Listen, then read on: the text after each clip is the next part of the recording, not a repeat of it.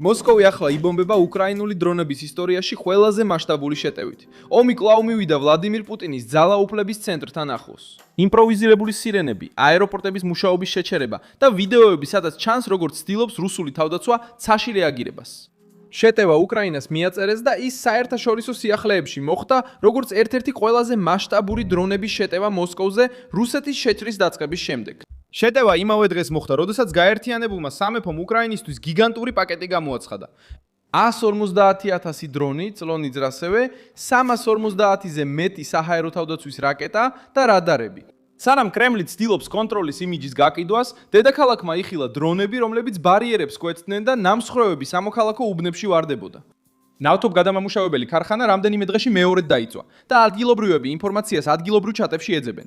რადგან სახელმწიფო ტელევიზიამ ამჯობინა ყოველდღიურობაზე, დიპლომატიაზე, ამინდსა და რუსულ დიდებულებაზე ესაუბრა, სწორედ აქ იღებს პუტინის ძალის ნარატივი ძლიერ დარტყმას. რუსეთმა პირობა დადო, რომ მოსკოვს დაცვის ფენებით, პანცირის სისტემებითა და დედაქალაქის გარშემო დაცვით გაამაგრებდა.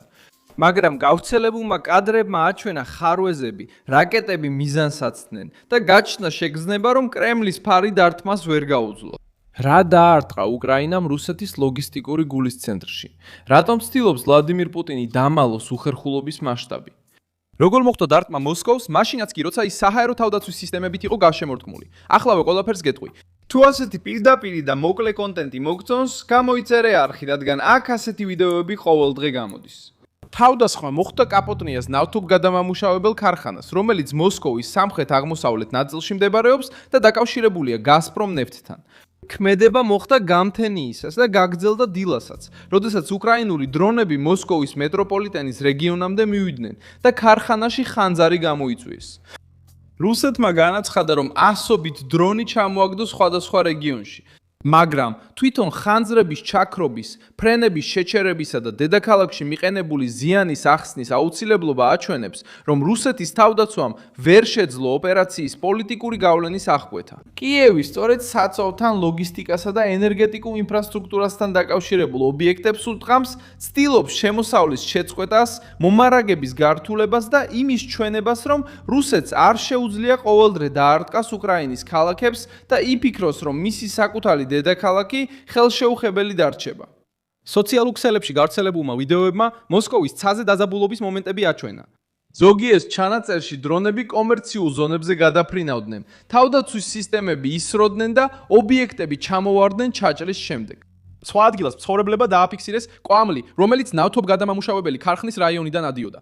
ამ სცენამ ყურადღება მიიპყრო, რადგან მოსკოვი რუსული პროპაგანდის მიხედვით ომისგან შორსნებარე ციხე-სიმაგრედ ითვლება, მაგრამ ამჯერად ომი თავად დედაქალაქის ცაზე გამოჩნდა. შენობების, გზებისა და უბნების ფონზე, რომლებიც ცოტა ხნის წინ უკრაინის მიღწევად არ ითვლებოდა, რუსეთის საჰაერო თავდაცვა უხერხულობის მთავარ ნაწილად იქცა.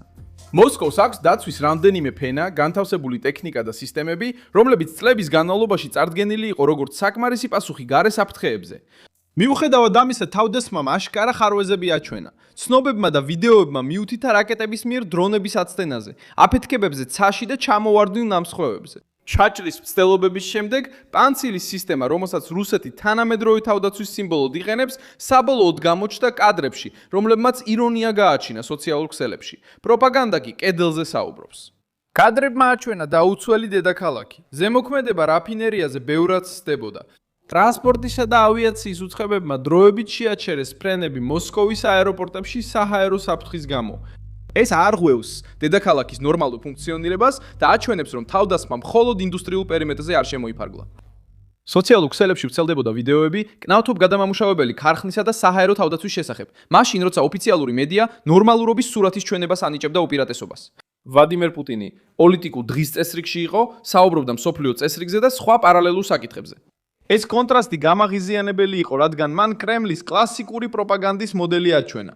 როცა რეალობა მძიმეა, ეკრანი ცდილობს თემის შეცვლას.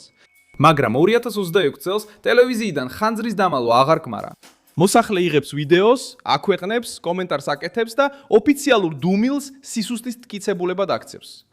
პუტინი ყაზანში იმყოფებოდა ამ დროს, სადაც სამხრეთ-აღმოსავლეთ აზიის ქვეყნების ასოციაციის ლიდერებს მასპინძლობდა. ოფიციალური სურათი იყო ლიდერის, რომელიც ყველაფერს აკონტროლებს, საერთაშორისო შეხვედრებზე იღიმის და გლობალურ გავლენაზე საუბრობს. ამავე დროს მოსკოვი დრონებს, კვამს და აეროპორტების განგარს უმკლავდებოდა. ეს განსხვავება ძალაუფლების ფოტოსა და დედაქალაქის ცაზე არსებულ რეალობას შორის ხსნის, რატომ არის ეს ეპიზოდი ასე მძიმე, პოლიტიკურად. ვლადიმირ პუტინი სტაბილურობის ჩვენებას ცდილობდა, უკრაინამ კი მოთხოვადობა აჩვენა. ვოლოდიმირ ზელენსკიმ ეს თავდასხმა რუსეთის აგრესიაზე პასუხად შეაფასა და კიდევ ერთხელ გაუსვა ხაზი იმას, რომ უკრაინა ჩუმად არ უყურებს მის ქალაქებზე განხორციელებულ დაბომბვებს. მისი განცხადება იმ ხაზს მიხვებოდა, რომ მოსკოვმა უნდა იგრძნოს იმ ომის შედეგები, რომელიც თავად კრემლმა დაიწყო. უკრაინის საგარეო საქმეთა მინისტრმა ანდრეი სიბირჰამ ასევე გააღიზიანა რუსი მოსახლეობა, როდესაც თქვა, რომ კითხვა რა ხდება, პუტინისთვის უნდა დაესვათ. რადგან ომი რუსეთმა დაიწყო. ვინც ხვებს ანადგურებს, ვერასდროს მოითხოვს მუდმივ სიმშვიდეს საკუთარ სახლში. თავდასხმა იმავე დღეს მოხდა, როდესაც გაერთიანებულმა სამეფომ უკრაინისთვის უზარმაზარი დახმარების პაკეტი გამოაცხადა. 150,000 დრონი, წრონიც, ასევე 350-ზე მეტი საჰაერო თავდაცვის რაკეტები და რადარები. განცხადება გააკეთა ბრიტანეთის თავდაცვის მინისტრმა დეინ ჯარუისმა უკრაინის თავდაცვის საკონტაქტო ჯგუფის შეხვედრის დროს ბრიუსელში. პაკეტის ძლიერებულება 752 მილიონ ფუნტს აჭარბებს, რაც დაახლოებით 996 მილიონ დოლარს შეადგენს და დაფინანსდება გაკინულ რუსულ აქტივებთან დაკავშირებული სესხით. ფაქტობრივად, ლონდონი ამბობს, რომ პუტინი თავად გადაიხდის იმ ომის ხარჯების ნაწილს, რომელიც თავად დაიწყო. ეს ბრიტანული პაკეტი გვეხმარება იმის ახსნაში, რატომ გრძნობს მოსკოვი მზარდ ზეწოლას. უკრაინა მხოლოდ ფრონტზე სიმამაცეზე არ არის დამოკიდებული. ის აფართოებს თავის შესაძლებლობებს, იღებს გარე მხარდაჭერას და აერთებს დრონებს, რადარებსა და საჰაერო თავდაცვას, სულ უფრო ტექნოლოგიურ ომში.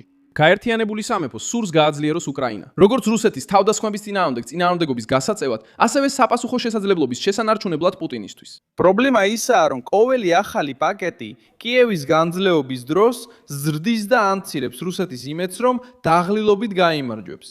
ბრიუსელში გამართულმა შეხვედრამ ასევე აჩვენა, რომ უკრაინა კვლავ დასავლეთის სამხედრო დღის წესრიგის ცენტრშია. საკონტაქტო ჯგუფი ათეულობით ქვეყანას აერთიანებს და ზუსტად განიხილავს, რა სჭირდება კიევს ტერიტორიის შესანარჩუნებლად, ქალაქების დასაცავად და რუსულ სტრუქტურებზე ზეწოლის შესანარჩუნებლად. ბრიტანული პაკეტი მარტო არ იყო.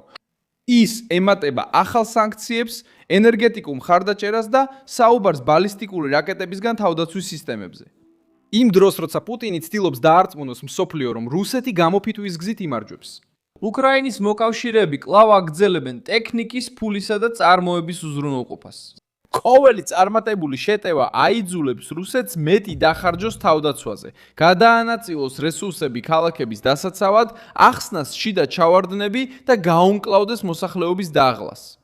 უკრაინა იყენებს უფრო იაპ ტექნოლოგიას, რათა შექმნას ბევრად უფრო დიდი პოლიტიკური და ეკონომიკური ხარჯი. მეორე მხრივ, მოსკოვი ცდილობს უპასუხოს ამ მტკიცებს, რომ დრონების უმეტესობა ჩამოაგდო. ეს არგუმენტი ვერ აქრობს იმ გავლენას, რაც მაინც გააღწია. დედაქალაქი, რომელსაც უწევს აეროპორტების შეჩერება, საგანგებო მდგომარეობის გამოცხადება, ნავთობ გადამამუშავებელ ქარხანაში ხანძართან გამკლავება და საჰაერო თავდაცვის ჩავარდნის ვიდეოების ნახვა უკვე განიცდის ზემოქმედებას. რუსეთს შეუძლია გამოაცხადოს დიდი რაოდენობის ჩამოგდებული დრონების შესახებ, მაგრამ გადამწყვეტი საკითხი სხვაა.